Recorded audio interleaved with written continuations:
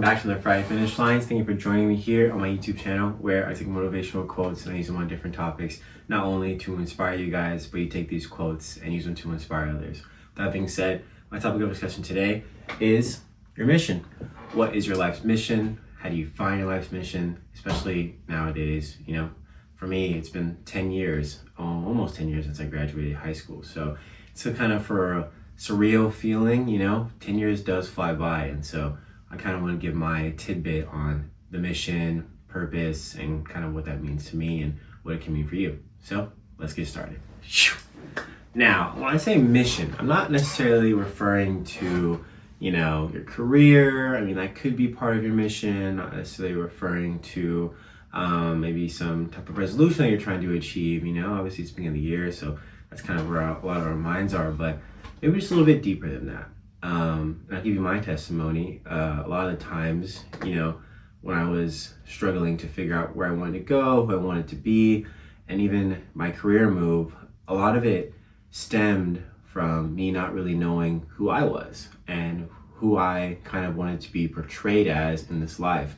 And I'm still figuring that out. That's always a constant battle we have with ourselves and maybe with the things that we decide to do with our lives. So as we go throughout our journey, as we go throughout what God has in store for us, whatever you believe in, there is a moment in your life and your journey where you think to yourself, man, like, what am I really doing here? What is the purpose of all of this? And one thing that always stuck with me, and one thing that I will always remember, is this idea that, are you willing to plant a tree that you will not enjoy the shade of? And I think this is a very deep and very well-known quote as well. This idea that, are you willing to do certain things and prepare for a life that necessarily you won't enjoy? And then that really gives you perspective and lets you kind of be more selfless, really takes yourself out of your ego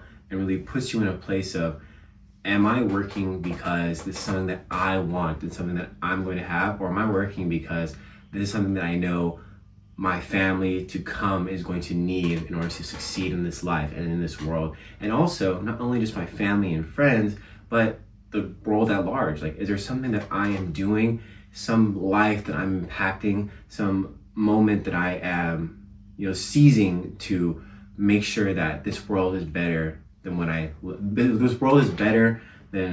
I'm gone than how I left it. And this is like a very, very, big one for me, and that I feel like that is my sort of mission in life. Maybe a lot of us feel that way too. But this idea that I am working towards something that I necessarily won't see. And that's okay, because one day I will see it. I'll be in heaven chilling and looking down and wondering like, hey, that's me. Like, that's a part of me.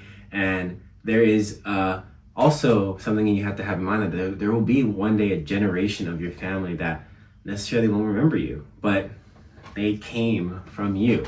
And I think that's such a beautiful thing. That's really a huge moment for a lot of people.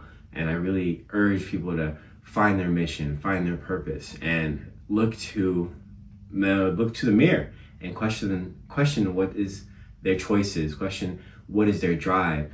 And some of it's money, some of it's power, and these are things that maybe that's what you're looking for, and that's okay too. And a lot of us have different goals, different drives.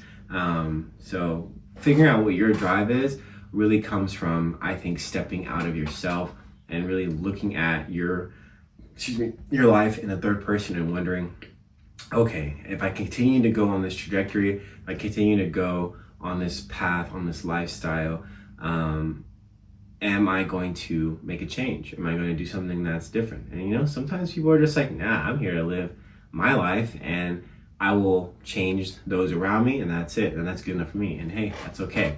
And I recently saw a video where someone was saying that it's easy for people who have sort of good lives to speak about people just doing better or trying harder. And sometimes I do feel that way and see that perspective as well.